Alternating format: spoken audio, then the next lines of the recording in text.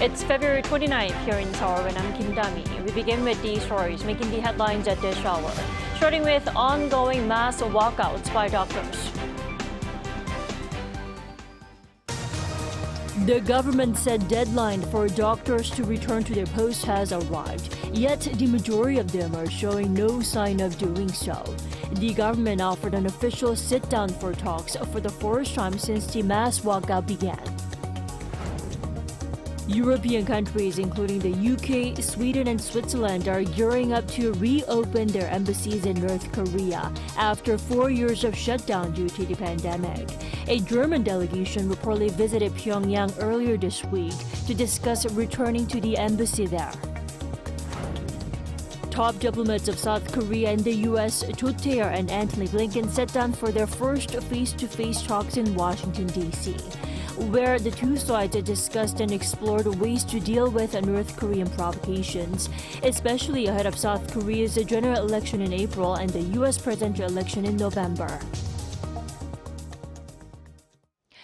It's the last day the government has set for doctors to return to their patients so that the walkouts can end without holding them legally responsible. And the health ministry is also planning a meeting with doctors today in a bid to find a breakthrough. Our Shin Se-byuk starts us off.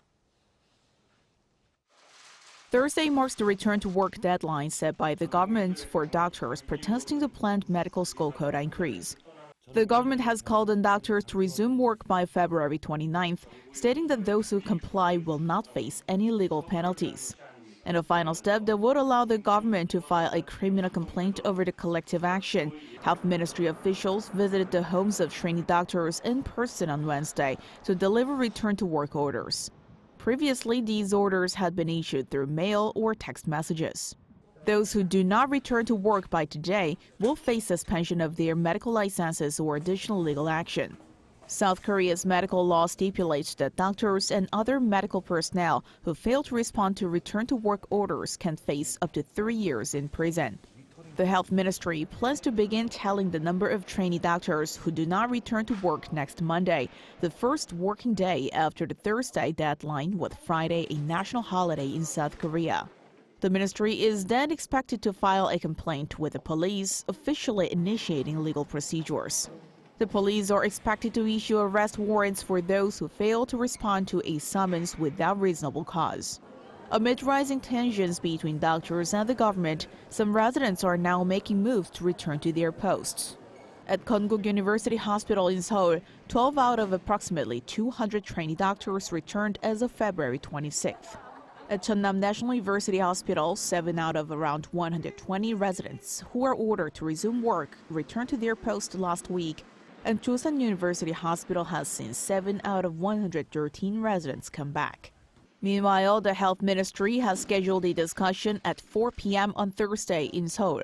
The second vice minister of Health and Welfare, Park Min-soo, has reached out to the resigning resident doctors, inviting them for a dialogue.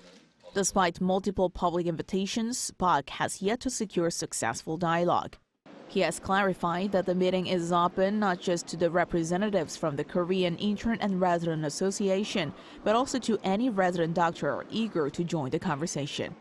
Shin Se-byuk, Arirang News. Top diplomats of South Korea and the U.S. met in Washington and held talks on nuclear threats from North Korea, amid concerns that the regime could engage in more provocations ahead of parliamentary elections in South Korea in April and the U.S. presidential election in November. South Korea's Foreign Minister Tae met with his American counterpart Antony Blinken on Wednesday local time and discussed the importance of bilateral as well as trilateral cooperation with Japan to better respond to those threats. Now, this was their first bilateral meeting since Yoon took office last month.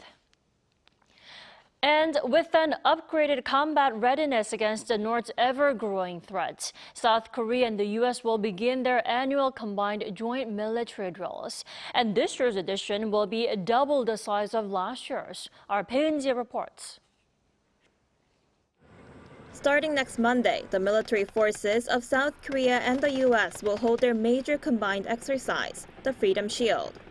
In a joint press briefing on Wednesday, the two countries explained that the computer-simulated command post training will focus on conducting multi-domain operations in countering North Korea's nuclear operations.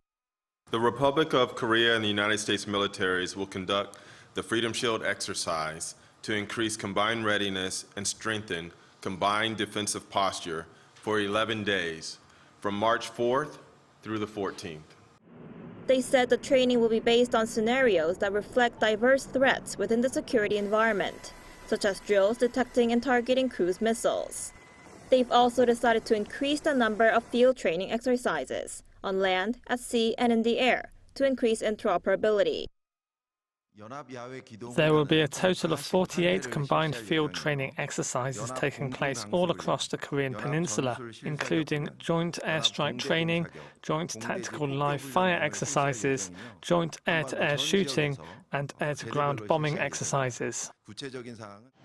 This means the Allies will conduct twice the number of field exercises in the first half of this year compared to the same period last year. But this year's exercises won't be limited to just the U.S. and South Korea. Member states of the United Nations Command, including Australia, Canada, France, and the UK, will also be taking part. And the Neutral Nations Supervisory Commission will observe the drills based on the armistice agreement. The combined exercises are expected to anger North Korea, as the regime sees joint training as an invasion rehearsal. There is a possibility that the North may engage in provocations during the exercise period in protest. 배은지, Arirang News.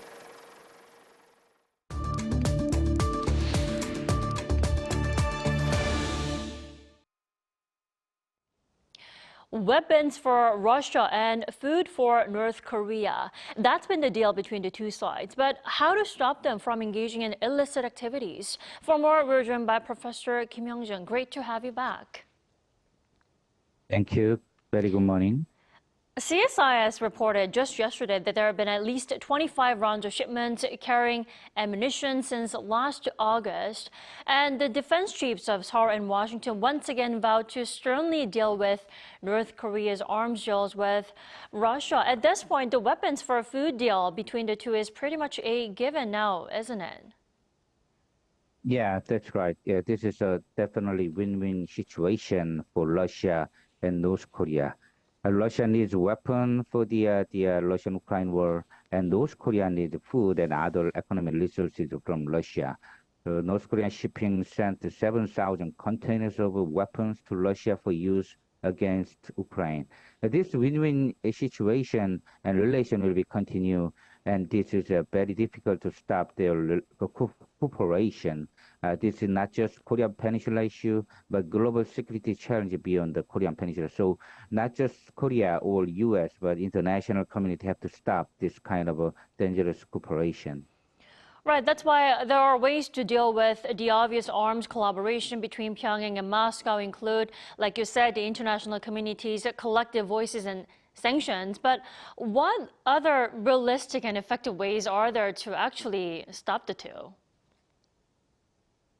Yes, international community together voice to stop this military cooperation and try to sanction on this one. But nonetheless, unfortunately, there is no effective way to stop Russia and North Korea because they are already under the sanction by international community like the United Nations, and this sanction are also not very effective. So actually, talks and diplomatic efforts are only measures, and also at the same time, international community, including Korea, have to closely watch and prepare any types of scenario from this military cooperation, because this is not just one-time happening event, but more long-term cooperation.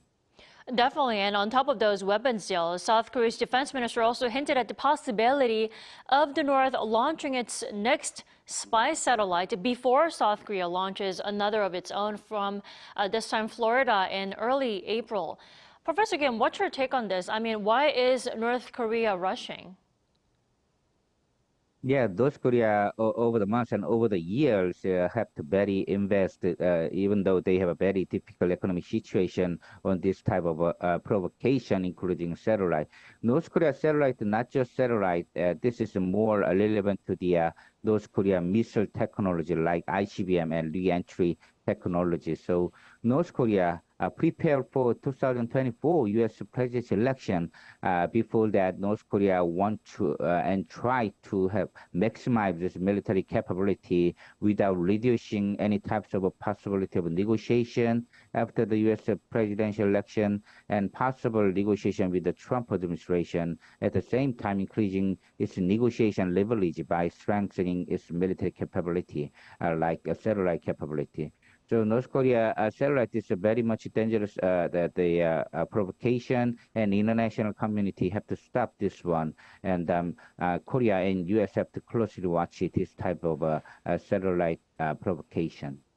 Right, and to better counter growing provocations from the north, Seoul and Washington will be conducting a combined military drill for about 2 weeks, starting next week. The question is, will this regular exercise be able to nudge the north from going ahead with military provocations? What do you think? Yeah, regardless, ROK and U.S. have a military exercise more or less. North Korea continue their provocation, and it is a very nature is offensive. ROK-U.S. combined exercise is very much defensive purpose against North Korea provocation. Always open their schedule in advance to North Korea, and North Korea always conducted their nuclear and missile test, even though there has international sanction. So this exercise have to be continued, and now mostly field exercise, not just table top exercise like TTX. North Korea will continue to provocation against this, whether we continue or not. So we don't have to stop, and this is an exercise for defensive purpose, and there is no reason to reduce combined exercise. ROK-U.S. have to closely watch and prepare any possibility, possible provocation of North Korea during the combined exercise or after the combined exercise. Right, that's why North Korea issues, including its provocations, topped the agenda during the talks between foreign ministers of South Korea and the U.S. They are Cho Tae-yeol and Antony Blinken, right? Yes, right. The both foreign minister, Mr. Blinken and Mr. Cho Tae-yeol, will talk on North Korea and missile as well as the human rights issue as well. In particular, recent Russia and North Korea cooperation is top concern on the table because this is not just Korean Peninsula issue, as beyond the Korean Peninsula issue as a global security challenge. Two foreign ministers try to solve this problem by strengthening ROK-U.S. alliance like extended deterrence and combined exercise. Also expanding diplomatic measure or military cooperation like trilateral cooperation among ROK, U.S., Japan, and also multilateral cooperation like NATO or Indo-Pacific countries are other measures against North Korea's threat under this table. All right, Professor Kim Young-jun, thank you so much for your insights. As always, you have a great day. Thank you very much for having me.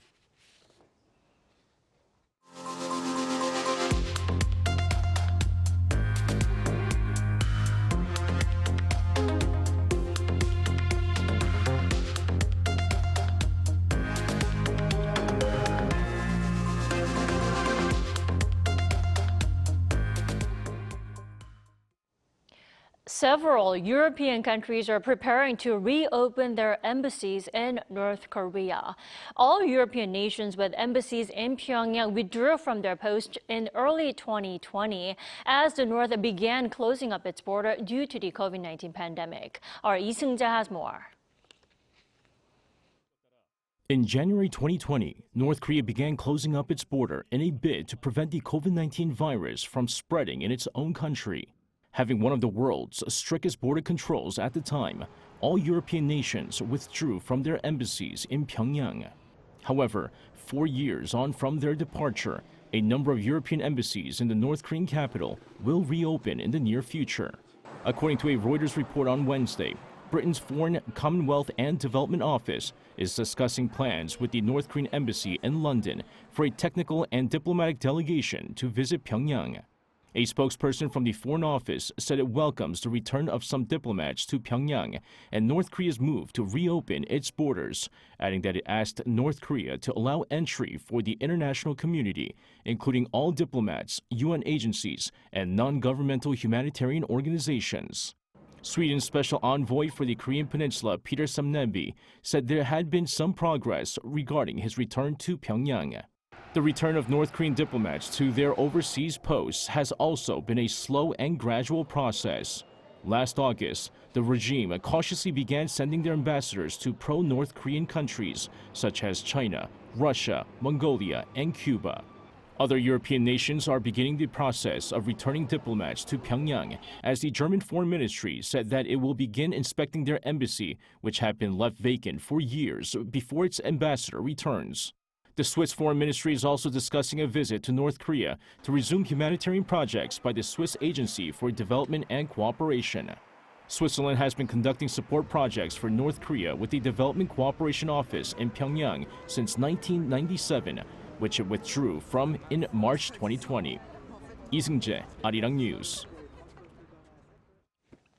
Ukrainian President Volodymyr Zelenskyy on Wednesday visited the Balkan Peninsula for the first time since the outbreak of the Ukraine crisis, requesting military support from leaders of the countries in the region.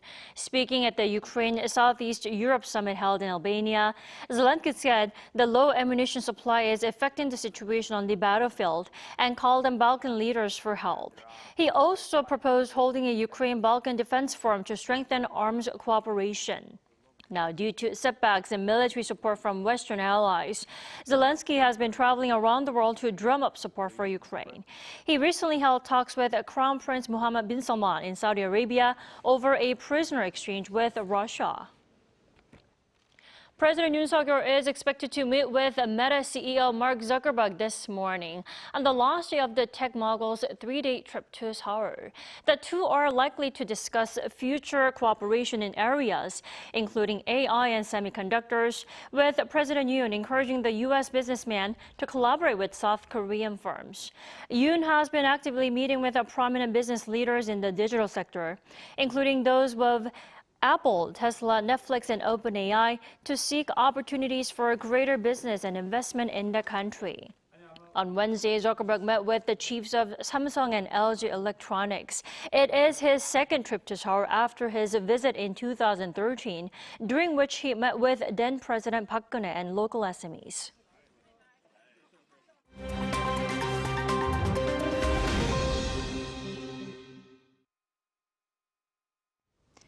Good morning, I'm Choi Ji-hee, and now we turn over to stories from around the world.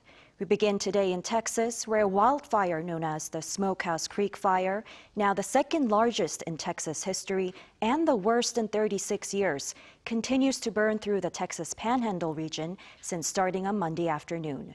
As of Wednesday, the fire has burned at least 850,000 acres of land and is 3% contained, according to the Texas A&M Forest Service. The extent of the damage from the fires is still being assessed, but the blaze has burned more than 3,300 square kilometers and jumped into parts of neighboring Oklahoma. Parts of multiple Texas counties were ordered to evacuate on Tuesday, schools were closed, and officials warned residents of potentially large property losses. Dry grass and warm temperatures on top of strong winds are fueling the blaze, making containment difficult. However, rainfall is forecast for Thursday morning. Moving over to Russia, the funeral of Russian opposition leader Alexei Navalny, seen as the most high-profile critic of Vladimir Putin, will take place in Moscow on Friday. Navalny died suddenly in a remote Arctic prison earlier this month. Yulia Navalnaya, the widow of Alexei Navalny, announced on Wednesday the date of his funeral. However, she expressed uncertainty about whether the funeral will go smoothly as planned. After Navalny's death, dozens of his supporters were detained by the authorities when they laid flowers at various memorial sites. Navalny's associates initially wanted to hold his funeral on Thursday, but no venues were willing to host it due to Putin's scheduled annual State of the Nation address to Russia's Federal Assembly. The funeral will now take place at the Church of the Icon of the Mother of God in Moscow. Afterward, Navalny will be buried in the nearby Borisovsky Cemetery. On Wednesday, the U.S. Senate's longest-serving party leader Mitch McConnell announced his decision to leave his position as the Republican Senate leader in November. The 82-year-old Kentucky senator has held a seat in the Senate since 1985 and has served as the leader of the Senate Republican Conference since 2007. Recently, several members of his conference have demanded he step down and make way for a younger, more Trump-aligned leader. Though he will no longer be a Senate leadership, he plans to remain in Congress through the remainder of his term, which expires in 2027. And finally, to a breakthrough in the fight against dengue fever, with British biotech company Oxitec's development of genetically modified mosquitoes to combat a surge in cases in Brazil. Brazil is currently facing a significant outbreak of the dengue virus, which is being fueled by the country's hot, rainy season. As of February 27th, over 973,000 cases of dengue have been reported this year in Brazil alone. Oxitec's mosquitoes carry a gene that kills female offspring, which can transmit diseases before they mature. According to an official from Oxitec, the mosquito population is 90% lower in areas where the company's mosquitoes have been released compared to other areas.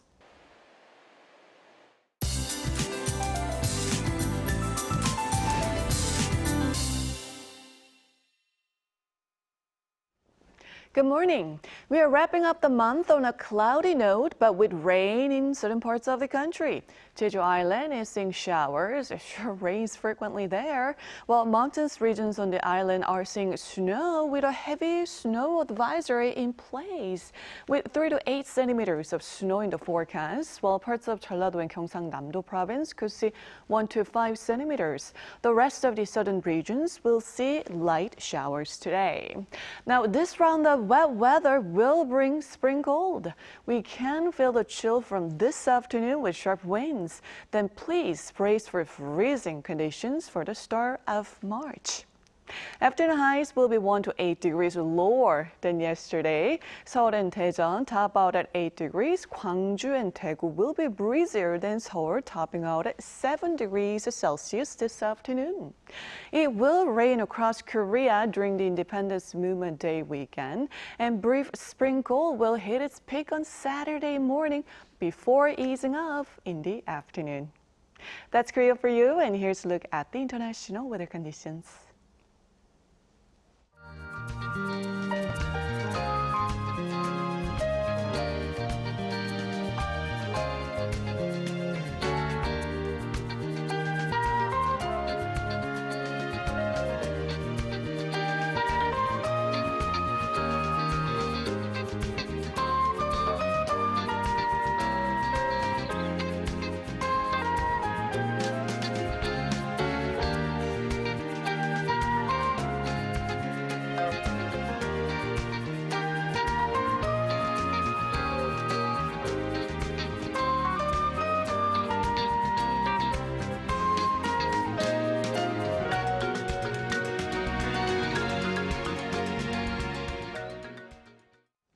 We thank you for watching New Day and Arirang. We'll be back next week for Monday's edition at the same time, 9 a.m. Korea time.